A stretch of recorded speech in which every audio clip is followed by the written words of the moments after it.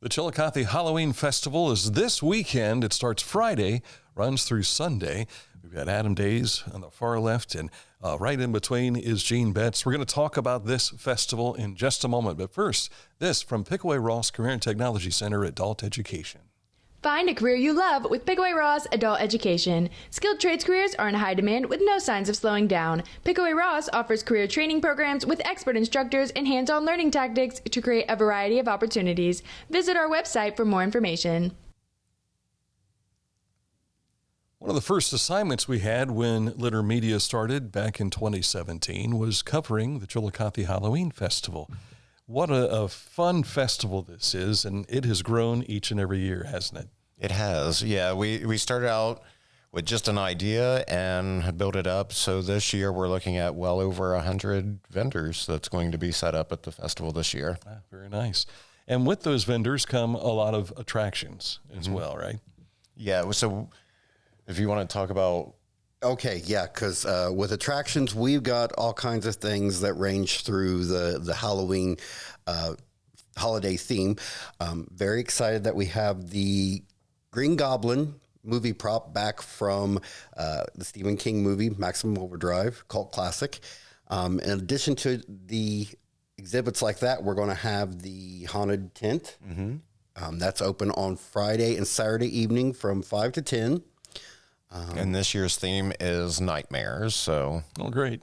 we got some new features in there. We've built one of the past few years, so that haunted tent's a little ramped up this year. Not so much for the younger kids. I think it could still be. I would not bring small. I wouldn't bring like 5 and under through this. No. Yeah. They may have nightmares for the rest of their life. Yeah, going to counseling after. But the disclaimer is it's parental discretion. So, gotcha. Parents know their kids, right? Yes. Okay, that's what we hope anyway. Yeah. So that's one of the big things that happens down in the park. By the way, this is in Yoctangee Park, and so with 3 days, you've got to have a bunch of stuff going on all 3 days. We've got we actually have to cheat here and look at our event schedule. Everything kicks off on Friday, the 11th. And the first thing that we're going to have that's kind of big this year that we haven't had before is our pumpkin carving and pumpkin pyramid. Ooh. So, yeah, I'm going to let Gene go into that because he's very excited about this one. So we've got some partners to do this. Save-A-Lot's donated some pumpkins to us. Way Farms and Nelly Dog Pottery's teamed up with us. So we're actually going to have some painted pumpkins from the libraries, and we're going to do some pumpkin carving at 2, 4, and 5 on Friday. Or I'm sorry, 2, 3, and 4. And then by 5 o'clock, we're going to get those up on the pyramid and light them at 6 o'clock when it gets dark enough, and Nice. do a community pumpkin pyramid, something new. So I've seen the pumpkin shows, Pumpkin Pyramid, but they don't have carved. So yours are going to be carved. Yeah, and it's going to be different. So we're going to go a lot wider. Okay. So then they do their pyramid tall. So it is going to be a little bit different, but it's just more to make it easier getting these pumpkins up onto them.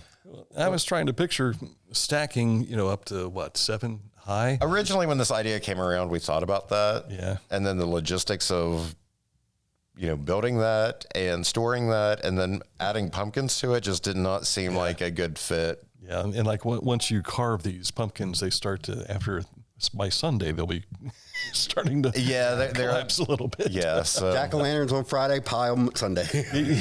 plus, we didn't want the accidental somebody knocking this thing over. Right. So this is going to be a lot stirdier, and everybody should be able to take their pumpkins home one Sunday. Do they get to keep the pumpkin guts? They do. Yes. Ah. And that's the best part is because we don't have the time, but everybody in the community gets to participate in this. So you can bring your pumpkin. You can carve them there. We have some of the daycares locally that are painting pumpkins to bring in. This is something that everybody gets to come to, look at, and the kids get to say, "Hey, Mom, there's my pumpkin," and it gets to be a little bit of ownership into the festival. You're part of the festival that way. Yeah, that's a cool idea. I like that. And watch for people walking around with plastic bags of pumpkin goo over their shoulders. Yeah, hopefully we long as won't they have take any it home. issues with that. So what else is happening Friday? So that's probably our biggest thing. And then our entertainment, our headlining act is Sugarloaf Shakedown that night. But we also have Ashley Huffer Trio performing as well. Good. Yeah, I got voted out this year, Dan. I did? said I would sing, but the whole board said no, thank you. They heard Ashley, and they said, I'm sorry, Adam, but Ashley's the way to go. Yes. And then, like always, Saturday's always our biggest day. And we've got quite a bit going on because that's our costume contest day. So we have all the little kids running around, and we start out with the magic show to entertain them as they're getting registered, and then we go into the costume contest. And one other thing I want to say about Friday is we do open the festival at 11 a.m. The big grand opening ceremony is at 5, but we like to give that time during the day for people in the community who I know we have different community members that may get overwhelmed with a lot of traffic, a lot of people out. So we like to have that time for them to come down and enjoy the festival where it's a little bit quieter. It's not so rambunctious and hectic, and they get to not get sensory overload. Yeah. I imagine some of the folks who work downtown might come down and get a sandwich or something. So Yeah, it's always a good lunch stop. yeah. Check out the vendors, see what you want to buy later. This is like a spooky feast of the flowering moon. Yes.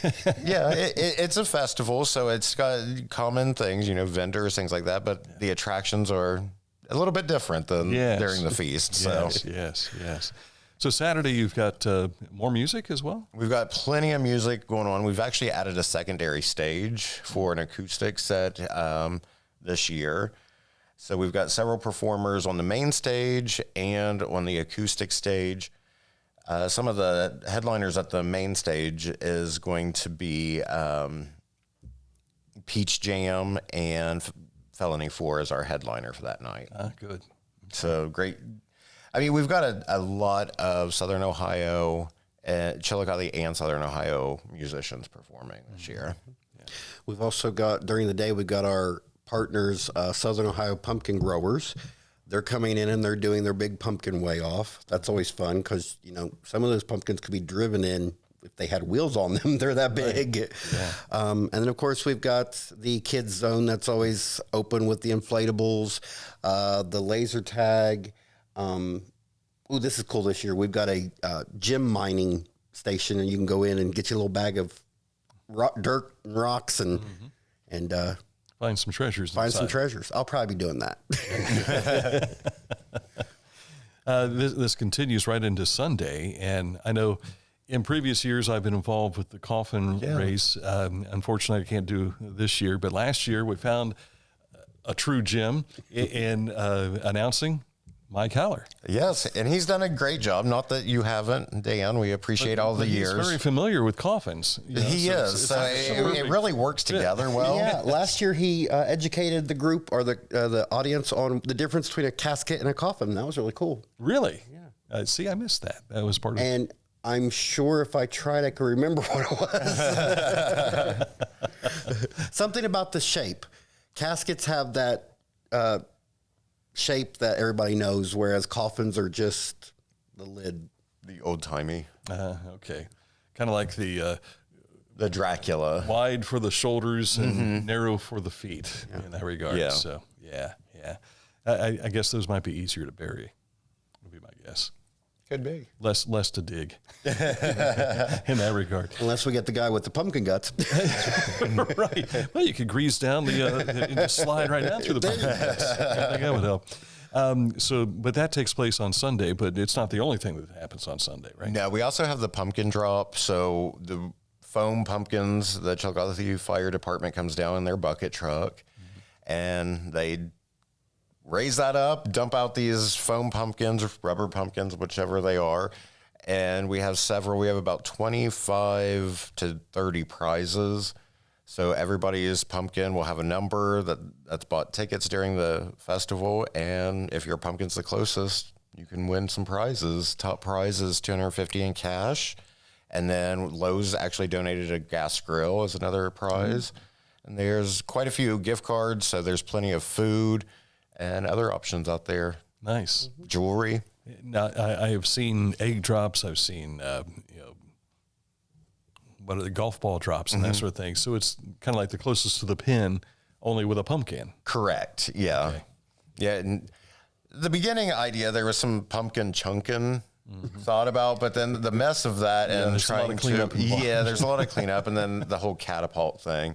So we went with the safer route with just rubber pumpkins that we can use year after year. Yeah. Plus, when they smash, the seeds go everywhere. Next thing you know, you're growing pumpkins next year. Yeah. So Parks and Rec probably would not be happy with that. Figure the city would appreciate. We forgot to mention on Saturday the costume contest. So that is huge. The first year we had, I want to say maybe 15 kids show up.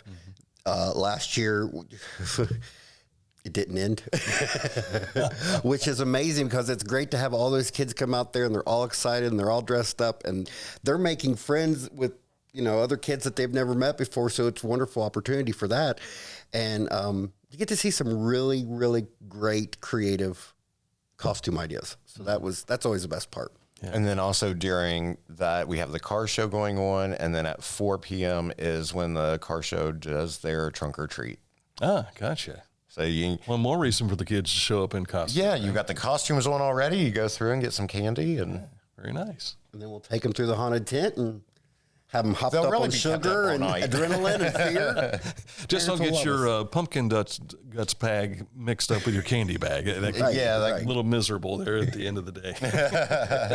So, but I think that's a great overview of everything. yeah, and the coolest thing about this, there's no admission charge, right? It's free to enter. The bands, the music is all free. I mean, the haunted house, it's a $5 admission, so it's reasonable. And everything that the festival raises goes towards helping to give back to the community. So we grant out funds after the festival that help support nonprofit groups here in Ross County to enrich lives of residents. Yeah. And you've notified us about application for that, right? Application period, which usually happens, August or? It actually, once we get through the festival, and about November 1st is when we open that up, once we know what we have, because it's any remaining funds after the festival.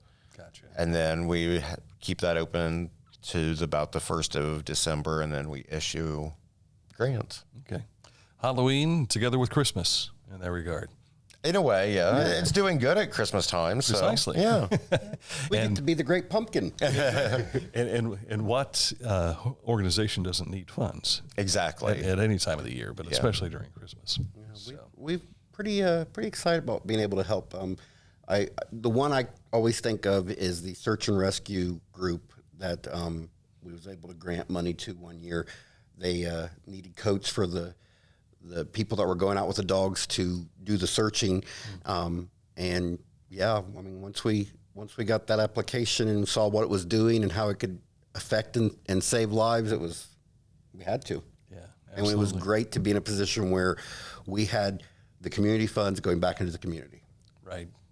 People helping people Correct. in our local community. Yes. So fantastic. We've got in the post here, for those of you watching on Facebook, you've got the hyperlink there that takes you to the Chillicothe Halloween Festival Facebook page. Do you have a website to go with it too? Yeah, it's ChillicotheHalloweenFestival.com. That seems pretty easy. Pretty easy, yep. So you can find more information, see the schedule that we've talked about and everything on there as well. Is there anything that we have not touched on? A couple of things. Number one, definitely want to shout out to all of our sponsors this year. Their generosity every single year helps us put this together. We love the fact that we have so many great organizations in our community that we can, rely on and turn to help us put this together. And the other thing is our amazing volunteers. Of course, this is a non-paying gig, so everything from our board members who work from, November 1st all the way through October 31st of every year, we couldn't nearly do half of these things without them. And the volunteers to help out in the information tent, the haunted house. I mean, we've just got amazing people that every year step up and help out. So gotta give them a shout out thanks for the money, thanks for the help. or the ghost walk. We rely so heavily with the amount of people for ghost walk, so we appreciate all of that, all the time given. Do you have a number of how many volunteers help you with this? We're probably total, I would say, between 50 and 60. Oh my! Between the ghost walk and the festival. I mean, we rely heavily on our volunteers. And if you're there and you have a question, go to the information booth, but it wouldn't hurt to flag somebody down that has a golf cart.